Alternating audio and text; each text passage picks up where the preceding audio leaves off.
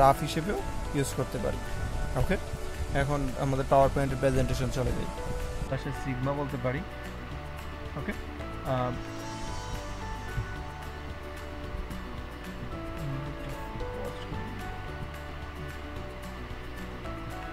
ওকে, তো আমরা এখানে সামেশন অফ ফ্রিকোয়েন্সি, আমরা সামেশন অফ ফ্রিকোয়েন্সি একজ্যাক্টলি বোঝাই যে আমাদের টোটাল যে নাম্বারটা পাবো সেটা কি, অর্থাৎ টোটাল নাম্বার অফ স্টুডেন্টস, অর্থাৎ এন, এন হচ্ছে যে সামেশন অফ ফ্রিকোয়েন্সি।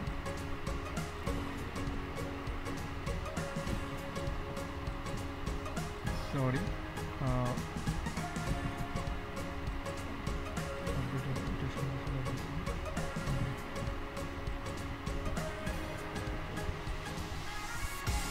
এখন আমরা এখানে আমরা দুইটা বিষয় দেখেছি যে সাইজ অফ ক্লাস ইন্টারভাল, আমরা ক্লাস ইন্টারভাল কত রাখবো এবং নাম্বার অফ ক্লাস ইন্টারভাল আমরা কত রাখবো।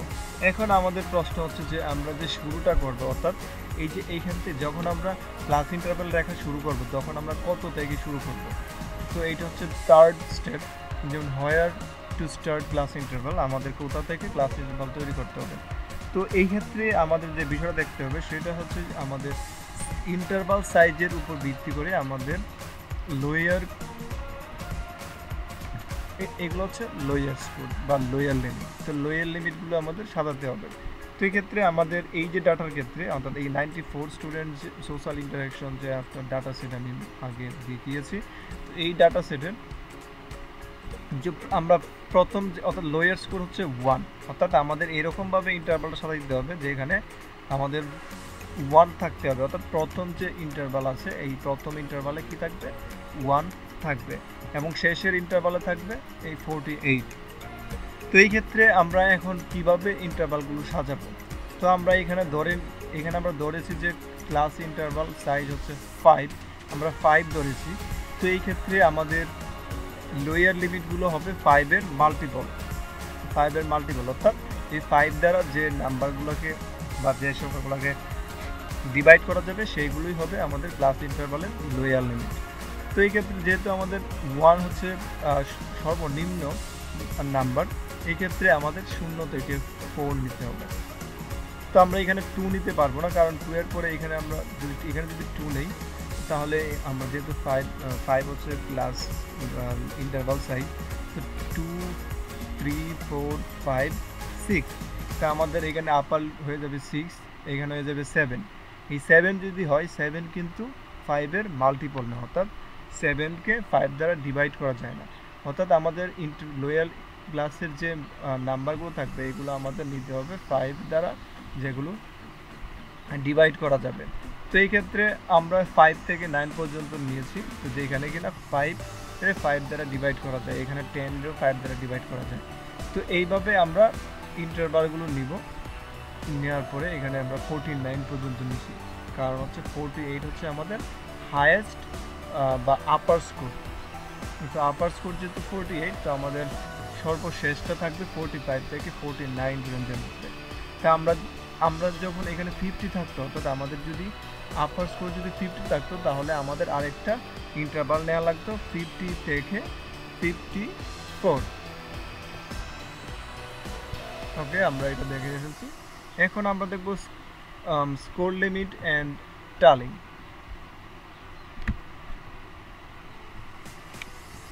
Score limit of class interval, আসলে এই স্কোর লিমিটটা কি, আমরা এইখানে দেখি স্কোর লিমিটটা হচ্ছে এই 0 এবং 4, অর্থাৎ এই যে আপার টপ, এটা হচ্ছে যে আমরা মানে কি জানি বলে লোয়ার স্কোর, আর এটা হচ্ছে আপার স্কোর। এই আপার স্কোর এবং লোয়ার স্কোরটাকে আমরা স্কোর লিমিট বলে থাকি।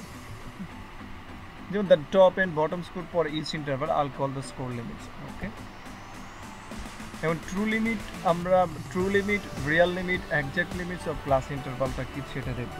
তো আমরা প্রথমেই যদি একটু দেখি একটা নাম্বারের এক্সাক্ট ভ্যালু কত, অর্থাৎ আমরা যদি এখানে 10 হচ্ছে একটা নাম্বার, সেইখানে এক্সাক্ট ভ্যালু হচ্ছে 9.5 to 10.5, অর্থাৎ 10 ভ্যালুর এক্সাক্ট ভ্যালু হচ্ছে 9.5 থেকে 10.5। তো এইখানে আমরা যদি একটা ইন্টারভাল কাউন্ট করি, একটা ইন্টারভালের ক্ষেত্রে the real limit or true limit or exact limit, আমরা যে নামেই বলি না কেন, তো এই ক্ষেত্রে একটা ইন্টারভ্যালের রিয়েল লিমিট হচ্ছে অর্থাৎ 20 থেকে 24 ইন্টারভ্যালের একটা একজ্যাক্ট লিমিট হচ্ছে 20 থেকে 0.5 কম অর্থাৎ 19.5 এবং 24 থেকে 0.5 বেশি, তার মানে 24.5। তো আমাদের মাঝে মাঝে বিভিন্ন ম্যাথ করার জন্য অর্থাৎ স্ট্যাটিস্টিক্যাল যে প্রসিডিউরগুলো আছে এগুলোর ক্ষেত্রে আমাদের এই ট্রু লিমিটটা ব্যবহৃত হয়ে থাকে। এখন আমরা একটা দেখব অ্যাপারেন্ট লিমিট। মানে অ্যাপারেন্ট লিমিট এক্স্যাক্টলি কি? অ্যাপারেন্ট লিমিটটা হচ্ছে 20 থেকে 24, অর্থাৎ আমরা এই যে এইখানে যে আমরা রিয়েল লিমিট বের করেছি 20 থেকে 24, এইখানে 20 থেকে 24টাই হচ্ছে অ্যাপারেন্ট লিমিট। এটা ওকে। এখন আমরা টালিং দ্য ফ্রিকোয়েন্সি। তো আমাদের আরেকটা বিষয় হচ্ছে আমাদের ফ্রিকোয়েন্সি ডিস্ট্রিবিউশন টেবিল তৈরি করতে আমাদের টালির প্রয়োজন হয়, অর্থাৎ আমরা যখন খাতা কলমে কোনো একটা ডিস্ট্রিবিউশন তৈরি করব এই ক্ষেত্রে টালিটা কিন্তু আমাদের যথেষ্ট পরিমাণ হেল্প করে ফ্রিকোয়েন্সি ডিস্ট্রিবিউশনটা খুব সহজেই তৈরি করার জন্য। ওকে,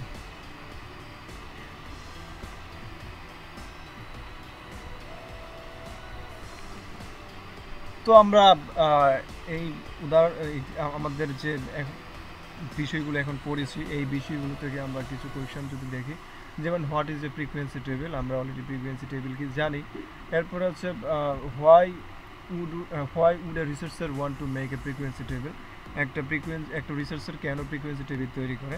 তো এইটার সাধারণ অর্থই হচ্ছে আমরা র ডাটাগুলোকে আমরা খুব সহজেই যাতে ডিসক্রাইব করতে পারি সেই ক্ষেত্রে আমাদের ফ্রিকোয়েন্সি টেবিলটা তৈরি করা হয়। যে frequency table makes it easy to see pattern a large group of score. Okay, make a frequency table for the following score, আমরা এই স্কোর থেকে ফ্রিকোয়েন্সি টেবিল তৈরি করতে পারবো। তো এই ক্ষেত্রে আমরা যদি একটু দেখি, তো এই ক্ষেত্রে ভ্যালুগুলো হচ্ছে আমরা লো থেকে প্রথমে আমাদের লো থেকে হাই অর্ডারে সাজাতে হবে। তো সাজানোর পরে তারপরে আমাদের ফ্রিকোয়েন্সি দিতে হবে, অর্থাৎ এখানে 4 হচ্ছে 2টা, তো আমাদের ফ্রিকোয়েন্সি এখানে 4 আছে 2টা, তো আমাদের এখানে হচ্ছে 2। আমরা পার্সেন্ট কীভাবে বের করতে হয় সেটা অলরেডি দেখে নিয়েছি।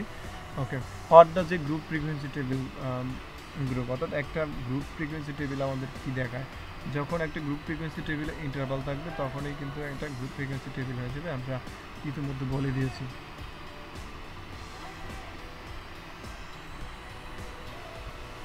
এখন আমাদের ফ্রিকোয়েন্সি ডিস্ট্রিবিউশন টেবিলটাকে আমাদের গ্রাফস দ্বারা আমরা এটাকে তৈরি করতে পারি। তো আমাদের এরকম প্রথম একটা যে বিষয় হচ্ছে সেটা হচ্ছে ফ্রিকোয়েন্সি পলিগন, অর্থাৎ আমরা ফ্রিকোয়েন্সি পলিগন দ্বারা কিভাবে একটা ফ্রিকোয়েন্সি ডিস্ট্রিবিউশন টেবিলকে দেখাবো।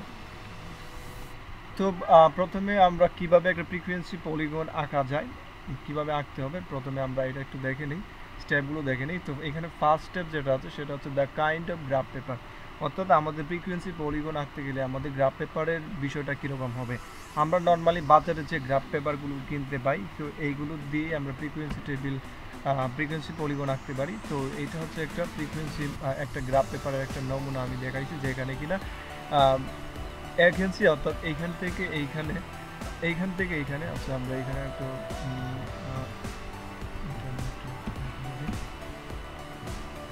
যেখানে কিনা এইখান থেকে এইখান পর্যন্ত এইখানে 10টা ছোটো ছোটো স্কোয়ার আছে, যেখানে যার পরিমাণ হচ্ছে 1 ইঞ্চ।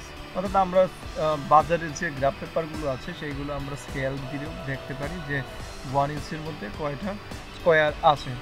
তো এখানে আমরা একটা বিষয় দেখবো যে ভার্টিক্যাল লাইন, অর্থাৎ এইখানে আমরা অ থেকে ওয়াই পর্যন্ত যে লাইনটা টানবো সেটা হচ্ছে ভার্টিক্যাল লাইন, অর্থাৎ মানে এটা হচ্ছে লম্ব আকৃতির।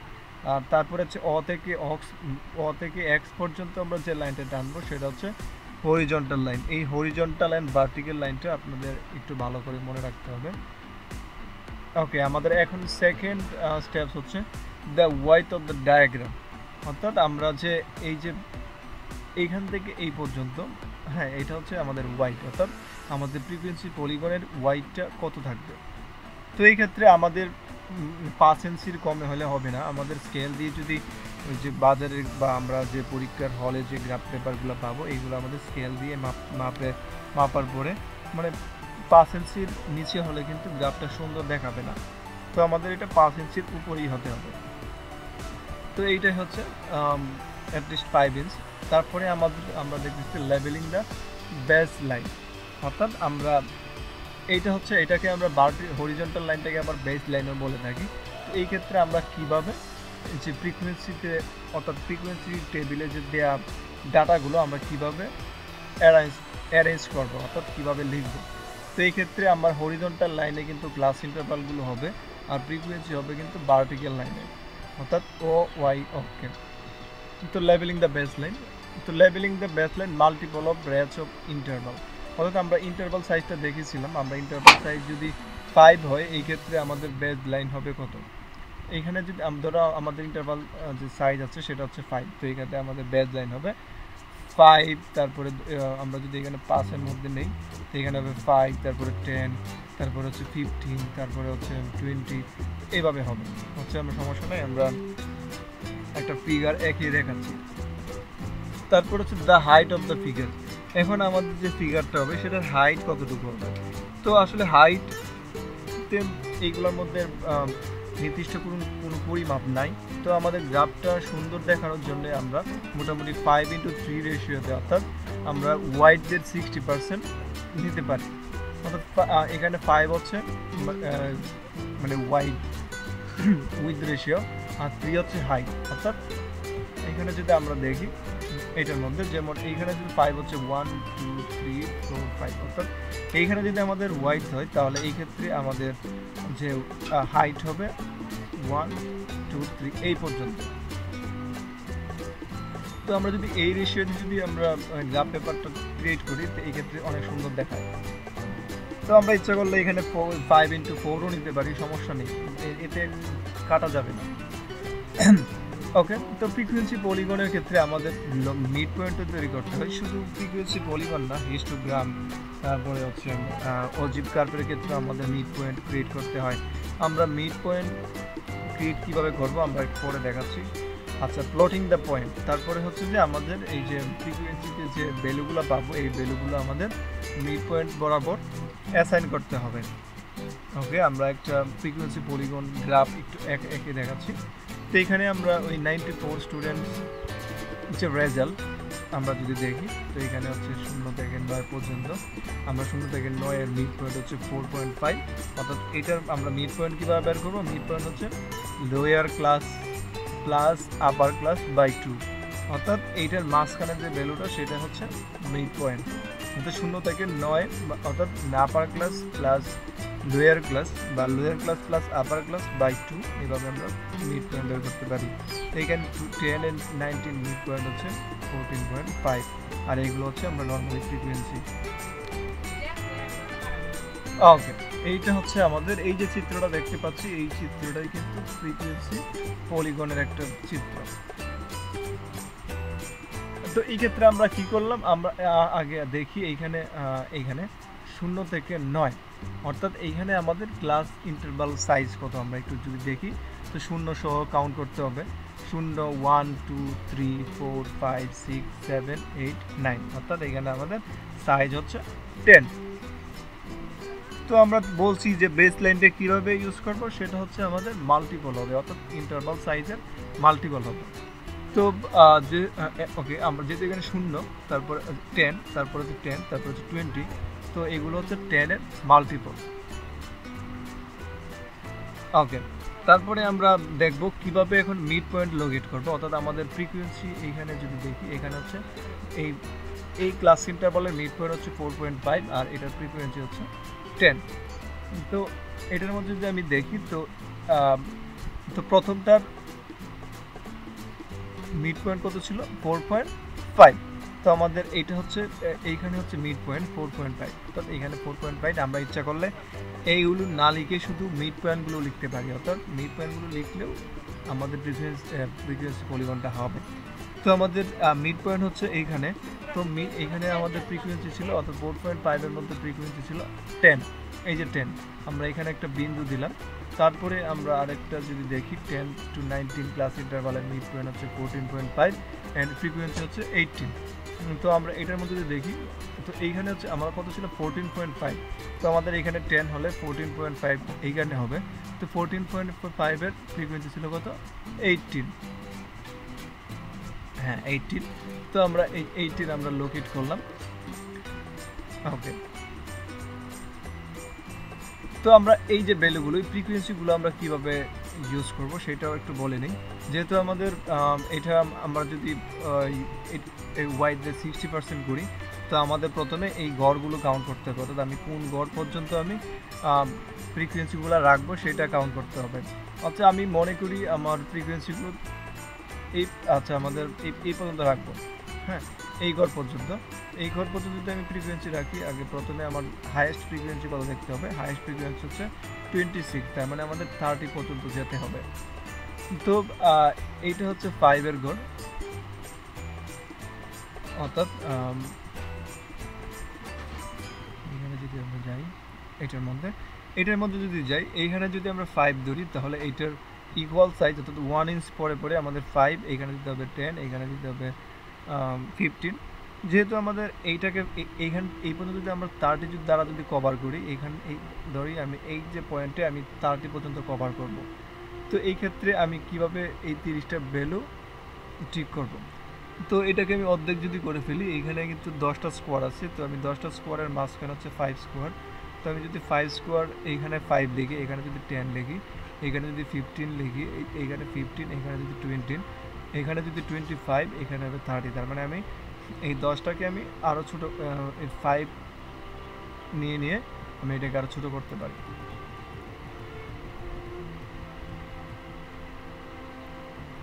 ওকে, তো আমরা যে মিড পয়েন্টগুলো পাবো, এই মিড পয়েন্টের প্রত্যেকটা ফ্রিকোয়েন্সি আমরা অ্যাপ্লাই করবো, অর্থাৎ পয়েন্ট আকারে দিব, তারপরে আমরা স্কেল দ্বারা আমরা এগুলাকে যোগ করে দেব।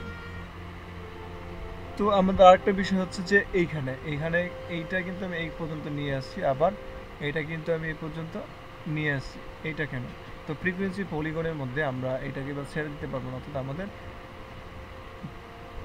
এখানে ছিল 4.5, তো এই 4.5-এর আগের যে মিড পয়েন্টটা, সেই মিড পয়েন্টের বেজ লাইনের সাথে আমাদের এটাকে যোগ করে দিতে হবে।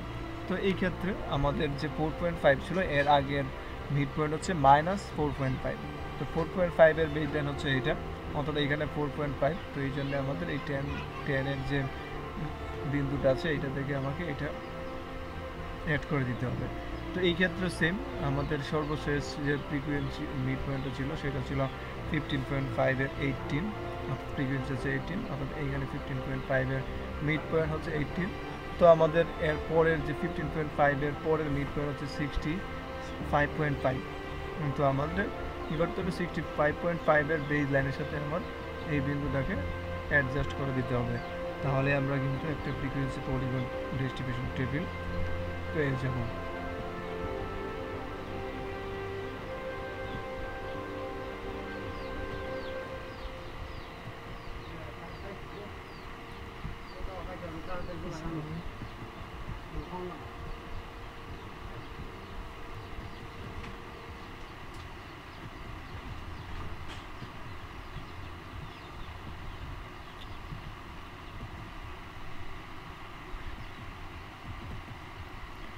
এখন আমরা আরেকটা graphical representation of frequency distribution আরেকটা দেখবো, সেটা হচ্ছে দ্য হিস্টোগ্রাম। আমাদের হিস্টোগ্রামটা দেখতে কীরকম হয় আমরা একটু যদি দেখি, হিস্টোগ্রাম আগে একটু দেখে নিই। এই যে এটা হচ্ছে হিস্টোগ্রামের একটা চিত্র, যেখানে কিনা প্রত্যেকটা বার একটার সাথে আরেকটা সংযুক্ত আছে। তো আমরা যদি এগুলো আলাদা আলাদা করে রাখি, তখন কিন্তু সেটা নমিনাল ভ্যালুর যে ডিস্ট্রিবিউশন টেবিল সেইটা হয়ে যাবে যদি আমরা এগুলো পৃথক পৃথক করে দিই। আর এটাকে কিন্তু হিস্টোগ্রাম বলা যায় না, সেটাকে বার চার্ট বলা হবে। ওকে, আমরা কিভাবে এখন এটা হিস্টোগ্রাম তৈরি করতে হয় সেটা দেখব। এটা প্রথমেই আমাদের যে গ্রাফ পেপারের যে বিষয়টা আমি আগে বলেছি, ফ্রিকোয়েন্সি পলিগনের ক্ষেত্রে হিস্টোগ্রামের ক্ষেত্রে সেইটাই থাকবে, অর্থাৎ নর্মাল একটা গ্রাফ পেপার হলেই হলো। আর এখানেও আমাদের গ্রাফ পেপারের যে হাইট ওয়েটটাও আমাদের বলেই দিয়েছি অলরেডি, তো হিস্টোগ্রামের ক্ষেত্রেও সেটাই হবে। ওকে, তো আমাদের হিস্টোগ্রামের জন্য আর যে বিষয়গুলো দেখতে হবে সেটা হচ্ছে মেক এ ফ্রিকোয়েন্সি টেবিল। আমাদের অবশ্যই হিস্টোগ্রাম তৈরি করতে গেলে আমাদের একটা ফ্রিকোয়েন্সি টেবিল দরকার হবে। তারপরে আমাদের এইখানেও কিন্তু আমাদের মিড পয়েন্ট তৈরি করতে হবে, অর্থাৎ ক্লাস ইন্টারভালে মিড পয়েন্ট, ক্লাস ইন্টারভালে মিড পয়েন্ট কীভাবে তৈরি করতে হয় আমি এটি দেখিয়েছি। Put the values along the bottom of the page from left to the right, from the lowest to highest, অর্থাৎ আমি যেভাবে ফ্রিকোয়েন্সি পলিগনে যেভাবে বেজ লাইনে নাম্বারগুলো আমি অ্যাড করেছি, অর্থাৎ এই যে এইখানে যে নাম্বারগুলো অ্যাড করেছি 10, তারপরে হচ্ছে -10, 0, 10, 20, এইভাবে আমাদের ওইটার মধ্যেও কিন্তু এইভাবেই ইউজ করতে হবে। হিস্টোগ্রামের ক্ষেত্রে আমাদের এইভাবেই ইউজ করতে হবে। আমরা চাইলে কিন্তু মিড পয়েন্ট, শুধু মিড পয়েন্টগুলো লিখতে পারি। হ্যাঁ, তারপরে আমরা দেখব make a scale of frequency along the left edge of the page of, অর্থাৎ আমাদের হচ্ছে যে এই ফ্রিকোয়েন্সি যে পাবো, অর্থাৎ আমাদের যে ডিস্ট্রিবিউশন টেবিল থাকবে সেই টেবিলের ফ্রিকোয়েন্সিগুলো আমাদের ওই ভার্টিক্যাল লাইনের মধ্যে লিখতে হবে। তো সেটা মোটামুটি শুরু হয় ভার্টিক্যাল লাইনের যে প্রথম যে ফ্রিকোয়েন্সিটা, অর্থাৎ বেজ লাইনের সাথে থেকে যে শুরু হবে। তো এখান থেকে কিন্তু 0 থেকে তারপরে যত ভ্যালু ফ্রিকোয়েন্সি থাকবে তত ভ্যালু পর্যন্ত হয়। তারপরে আমাদের দেখতে হবে make a bar above each value, অর্থাৎ আচ্ছা আমি এটা দেখাচ্ছি এখানে। তো এই যে আমরা হিস্টোগ্রামটা দেখতেছি, এই হিস্টোগ্রামটা হচ্ছে উইথাউট গ্রুপ, অর্থাৎ আমরা গ্রুপ ছাড়া এই হিস্টোগ্রামটা এঁকেছি, যেখানে আমাদের স্টার্টিং লেভেল। আচ্ছা এখানে একটা যদি দেখি 0, 1, 2, 3, 4, 5, এখানে কিন্তু প্রতিটা রেটিং স্কেলই এখান থেকে এটা বসিয়ে দিয়েছে, যেহেতু আমরা এখানে মিড পয়েন্ট বের করতে পারবো না, এটা এভাবে বসিয়ে দিয়েছে। হ্যাঁ, তারপরে আমরা এই 0 হচ্ছে 1, অর্থাৎ আমাদের 0 এটা হচ্ছে 1 এইখান থেকে। আচ্ছা আমরা এখন গ্রুপ ফ্রিকোয়েন্সিটা এইটা আমরা না দেখে আমরা একটা বড় উদাহরণ দেখে নিই। আচ্ছা এটা ওকে, প্রথমে আমি কি বের করলাম, একটা ফ্রিকোয়েন্সির একটা ডিস্ট্রিবিউশনের স্কোরগুলোর, তারপরে হচ্ছে ফ্রিকোয়েন্সি, তারপরে আমি এটা মিড পয়েন্ট বের করে নিলাম 12, 17, 22, 27, আমরা মিড পয়েন্টগুলো বের করে নিলাম। তো এটা হচ্ছে আমাদের হিস্টোগ্রামের চার্ট। তো এই ক্ষেত্রে আমাদের যে ফ্রিকোয়েন্সিগুলো ছিল, অর্থাৎ এই যে ফ্রিকোয়েন্সি, আমাদের হাইয়েস্ট ফ্রিকোয়েন্সি কত ছিল 12, অর্থাৎ আমাদের এরকমভাবে স্কেল করতে হবে যে আমরা যদি 2, 2 করে স্কেল করি, অর্থাৎ এখানে 0 থেকে 2, তারপরে এখানে 2 থেকে 4, অর্থাৎ প্রত্যেকটা কিন্তু ইকুয়াল সাইজ অনুসারে করা। তো এই পর্যন্ত আমরা 12, আমরা একটা বাড়তে নিতে পারি 14, চাইলে সমস্যা নেই, আপনি চাইলে আর একটা বাড়তে নিতে পারেন, কোনো সমস্যা নেই। ওকে, এখন আমরা এই এখানে দেখি 10 to 14, এখানে হচ্ছে 12, মিড পয়েন্ট 10 to 14, এটা হচ্ছে মিড পয়েন্ট হচ্ছে 12, আর ফ্রিকোয়েন্সি হচ্ছে এটা হচ্ছে 2। তো এইখানে আমি এই যে ফ্রিকোয়েন্সি হলো 2, আমি এইটা কীভাবে ইউজ করব? তো আমরা তো অলরেডি জানি কীভাবে আমাদের বেজ লাইনটা লিখতে হয়, অর্থাৎ এইখানে যদি ইন্টারভাল সাইজ এখানে আমরা জানি 5 আছে, তো এই ক্ষেত্রে আমাদের বেজ লাইনটা হবে 5, 10, 15, মানে 0 থেকে আমরা দিতে পারি 5, 10, 15, এইভাবে আমরা বেজ লাইনগুলো দিতে পারবো শেষ ইন্টারভাল পর্যন্ত। এখানে শেষ ইন্টারভাল আমরা যদি দেখি, শেষ ইন্টারভাল হচ্ছে 55 to 59, কিন্তু এখানে আমাদের এক্সট্রা হিসেবে 65 পর্যন্ত দেওয়া আছে। আমরা ফ্রিকোয়েন্সি পলিগনও দেখেছি যে আমাদের শেষে কিন্তু একটা নিতে হয়, যেখানে আমরা ফ্রিকোয়েন্সি পলিগনে আমাদের বেজ লাইনে অ্যাড করতে হয়। তো এইরকম হিস্টোগ্রামের ক্ষেত্রেও আমরা এইভাবে অ্যাড করতে হয়। মূলত হিস্টোগ্রামটা কিন্তু ফ্রিকোয়েন্সি পলিগনের মতোই, কিন্তু এখানে আমরা শুধু বার ইউজ করে থাকি। ওকে, তো আমরা দেখব 10 to 14 এর ফ্রিকোয়েন্সি কত আছে 2 এবং মিড পয়েন্ট কত আছে 12। এখন আমরা এই মিড পয়েন্টটা বের করবো, অর্থাৎ 5 to 10 আমাদের মিড পয়েন্ট হচ্ছে, এখানে 10 to 15 মিড পয়েন্ট হচ্ছে 2, অর্থাৎ এইটা হচ্ছে মিড পয়েন্ট, আর এইটার ভ্যালু হচ্ছে আমরা ফ্রিকোয়েন্সি হচ্ছে 2। আমরা দেখছিলাম যে 12-এর মিড পয়েন্টের ফ্রিকোয়েন্সি হচ্ছে 2। তো আমরা পলিগনে কী করতাম, এইটা আমি এইখানে যোগ করে নিতাম, কিন্তু এই ক্ষেত্রে না, এই ক্ষেত্রে আমাদের করতে হবে কি, যে এর পূর্বের যে মিড পয়েন্ট থাকবে এই মিড পয়েন্টের সাথে আমার বার হিসেবে তৈরি করতে হবে। এইটার জন্য একজাক্টলি কোনো ভ্যালু নাই, অর্থাৎ আমাদের কিন্তু ডিস্ট্রিবিউশনে এইখানে যদি মিড পয়েন্ট হয় 7, কিন্তু এই 7-এ কিন্তু আমাদের দেয়া নাই, কিন্তু আমাদের এটা তৈরি করে নিতে হবে, অর্থাৎ ফ্রিকোয়েন্সির টেবিলের লোয়েস্ট যে মিড পয়েন্ট থাকবে এই মিড পয়েন্টের আগে একটা মিড পয়েন্ট আমাদের নিতে হবে, এই পর্যন্ত নিতে হবে। তো এটা 2, তো আমি এইভাবে নিলাম এটা এভাবে। তারপরে আমাদের মিড পয়েন্ট হচ্ছে 17, তো 17-এর ফ্রিকোয়েন্সি কত 8, আমার এইখানে হচ্ছে 17, তো 17-এর ফ্রিকোয়েন্সি আমার নিতে হবে 8, এই যে এইখানে নিলাম। হ্যাঁ, তো এইখানে আমরা একটা পাইছি, এইটা কিন্তু এখানে লম্বা করতে হবে, লম্বা করে এটার সাথে মিক্স করতে হবে। তারপরে আমরা যদি পাই 20-এর মিড পয়েন্ট 20 ফ্রিকোয়েন্সি হবে 6, তো এই 6 পাইলাম। তো এইভাবে আমাদের বারগুলো একের পর এক ক্রিয়েট করে নেব। এখানে হচ্ছে 62 65 এর যে মিড পয়েন্ট আছে সেটা হচ্ছে 62, কিন্তু এইটা কিন্তু আমাদের ফ্রিকোয়েন্সি টেবিলের মধ্যে নেই, অর্থাৎ 60 থেকে 64 নেই, কিন্তু আমাদের ফ্রিকোয়েন্সি পলিগন অলরেডি দেখেছি কেন আমাদের একটা নিতে হয়। তো আমরা এখানে যদি দেখি 55 to 59 এর মিড পয়েন্ট হচ্ছে 57, যার ফ্রিকোয়েন্সি হচ্ছে 1। তো এইখানে 57 হচ্ছে এটা, তো এখানে ফ্রিকোয়েন্সি আমরা এই যে 1 পাইলাম, এখানে হচ্ছে 1। তো বাকিটা আমাদের একটু বেশি নিয়ে আমাদের এটাকে বার তৈরি করতে হবে। তো সবগুলোই আমরা এইভাবে তৈরি করতে পারি।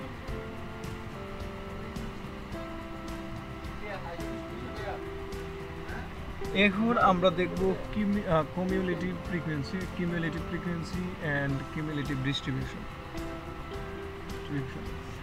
ওকে, দ্য কিউমুলেটিভ ডিস্ট্রিবিউশনটা আসলে কি? যখন আমরা একটা ফ্রিকোয়েন্সি ডিস্ট্রিবিউশন টেবিলের ফ্রিকোয়েন্সিগুলো লোয়ার থেকে, মানে লোয়ার ইন্টারভাল থেকে সাকসেসিভলি যখন আমরা অ্যাড করে যাব, তখন আমরা ফ্রিকোয়েন্সি কিউমুলেটিভ ফ্রিকোয়েন্সি পাবো। যেমন এখানে হচ্ছে 2, তো আমাদের এইখানে 2, তারপরে আমরা যোগ করব এই 8-এর সাথে আমার 2 যোগ করলে হবে 10, এই 10-এর সাথে আমার 6 যোগ করলে হবে 16, এবার 16-এর সাথে আমার যোগ করতে হবে 12, যা হবে 18। অর্থাৎ আমাদের ফ্রিকোয়েন্সিগুলো সাকসেসিভলি যোগ করতে হবে। তো এইভাবে আমরা সিএফ পাবো। সিএফ হচ্ছে কিউমুলেটিভ ফ্রিকোয়েন্সি আর শর্ট করে সাইন সিএফ করে আমরা যখন অ্যাডভান্স শুরু করবো, যেমন স্ট্যাটিস্টিক্যাল সরাসরি সিএফ লিখবো। তো সিএফ দিয়ে আমরা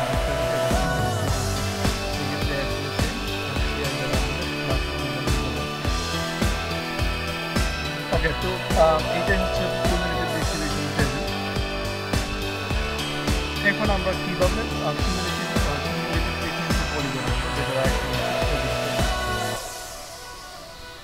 তো হিস্টোগ্রাম এবং পলিগন ফ্রিকোয়েন্সি পলিগনের মতোই আমরা শুধু এখানে কিউমুলেটিভ ফ্রিকোয়েন্সির ভ্যালুগুলো আমাদের ভার্টিক্যাল লাইনে অ্যাড করে দেব। অর্থাৎ এখানে আমাদের হাইয়েস্ট যদি আমরা দেখি, হাইয়েস্ট কিউমুলেটিভ ফ্রিকোয়েন্সি 50, অর্থাৎ আমাদের এরকমভাবে ভার্টিক্যাল লাইনে সাজাইতে হবে যেখানে হাইয়েস্ট স্কোর পর্যন্ত 50 থাকবে। আমরা চাইলেও আরেকটা বেশি দিতে পারি, আপনি চাইলে আরেকটা বেশি দিতে পারবেন, কোনো সমস্যা নেই, কিন্তু একজ্যাক্ট 50 রাখবেন না, এতে গ্রাফটা সুন্দর দেখাবে না। একটাই বেশি রাখবেন, তাহলে সুন্দর দেখাবে। তো আমরা অলরেডি দেখেছি কীভাবে বেস লাইনও তৈরি করতে হবে। অর্থাৎ এখানে যদি আমরা 10 to 14, অর্থাৎ 5 এর মাল্টিপল আমরা এখানে কিন্তু 10 করে দেওয়া আছে, আপনি চাইলে সেটা 5 করে দিতে পারেন, আর আপনি চাইলে এটা মিড পয়েন্টও তৈরি করতে পারেন, মিড পয়েন্টও দিতে পারেন।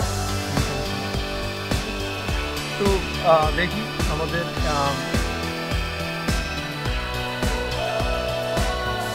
আমি এখানে মিড পয়েন্ট তৈরি করে নিই।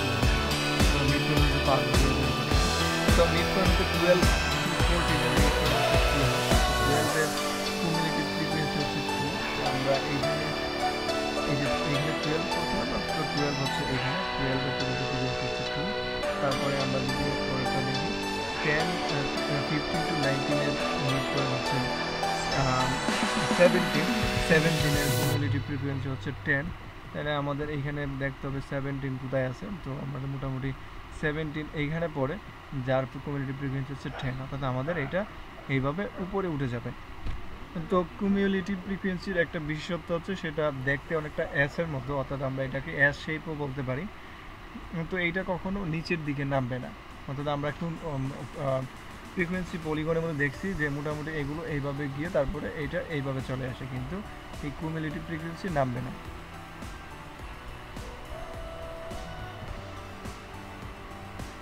তো এইভাবে আমরা অজীব কার্ভ এখানে নিতে পারি। এখন আমরা কিছু এক্সারসাইজ দেখে নিই। তো why do researcher make histogram? তো আমরা এটার উত্তর যদি দেখি, আমরা হিস্টোগ্রাম কেন তৈরি করবো? Researcher make histograms to show the patterns of visual in frequency table, অর্থাৎ আমাদের ফ্রিকোয়েন্সি টেবিলটাকে ভিজুয়ালি দেখার জন্য আমরা হিস্টোগ্রাম তৈরি করি। অর্থাৎ আমরা একটা চিত্রের সাহায্যে আমরা টেবিলটা বোঝার চেষ্টা করি। তারপরে হচ্ছে when making a histogram from a frequency table, what goes along the bottom? এই বটম বলতে আমরা যে হরিজন্টাল লাইনে আমাদের কি থাকবে, অবশ্যই আমরা যে স্কোরগুলো থাকবে অর্থাৎ ক্লাস ইন্টারভাল বিষয়গুলো থাকবে, নাম্বারগুলো থাকবে। What goes along the left is হচ্ছে আমাদের যে ভার্টিক্যাল লাইনে আমাদের কী থাকবে, ভার্টিক্যাল লাইনে আমাদের যদি ফ্রিকোয়েন্সি থাকে। What goes above each value, অর্থাৎ ইচ ভ্যালু হচ্ছে এই যে এখানে এই যে ভ্যালুগুলো আছে, এই ভ্যালুগুলো এখানে কী হবে, অর্থাৎ প্রত্যেকটা এখানে হচ্ছে বার তৈরি হবে। এবার each value is a bar with a height of the frequency for that value. তারপরে আমরা মেক এ হিস্টোগ্রাম পেজ আমরা করবো, এইটা থেকে আমরা করতে পারি। তারপরে how is a histogram page nominal variable, আমরা নমিনাল ভেরিয়েবলের হিস্টোগ্রামটা আমরা বার চার্ট করে ফেলি, অর্থাৎ আমরা আগেই বলেছি যে বার চার্ট কখন হয়, অর্থাৎ হিস্টোগ্রাম কখন হবে অর্ডিনাল, তারপরে হচ্ছে ইন্টারভাল রেশিও স্কেলের ক্ষেত্রে আমরা হিস্টোগ্রাম তৈরি করি। আর নমিনালের ক্ষেত্রে আমরা সেটাকে বার চার্ট তৈরি করি, হিস্টোগ্রাম না বলে আমরা বার চার্ট তৈরি করি। আমি অলরেডি বলেছি নমিনাল, অর্ডিনাল, তারপরে ইন্টারভাল রেশিও স্কেলের যে বিষয়গুলো আমি আমার পাঁচের লেকচারে এই বিষয়গুলো খুব ভালোভাবে বুঝিয়েছি। ওকে এইটাই হচ্ছে আমার শেষ স্লাইড। ধন্যবাদ ভিডিওটি দেখার জন্য। যদি বুঝতে অসুবিধা হয় তাহলে কমেন্ট সেকশনে কোন বিষয়টি আপনি বুঝেননি জানাবেন। Thank you.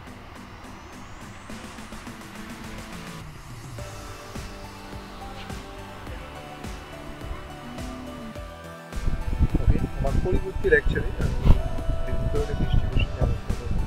তার মধ্যে skew distribution, ordinal distribution, binary distribution, multi model distribution, distorted curve,